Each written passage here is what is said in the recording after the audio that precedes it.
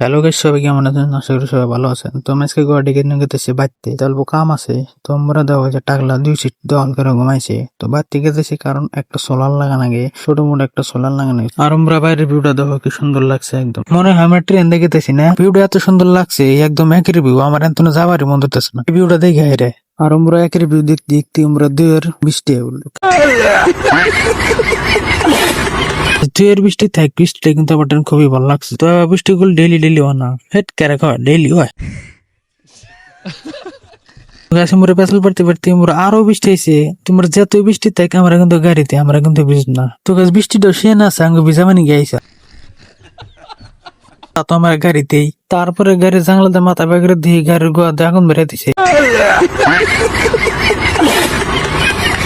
মানে ধোঁয়া বেড়াইতেছে। এই গাড়ি কিন্তু আগে গাড়ির ওভারটেক করে আগে গেছাল, তার জন্য তুমি মাডা বেড়াইতেছে গো। কিছু নিয়ে না আমরা আগে যাবার দিব না, তাও জিত করে আগে গেছে, এমন কে ধোঁয়া বেড়ে নাই। তাও বলো ওই গাড়িতে আমরা আই নাই, নইতাম ডরাইতাম গো।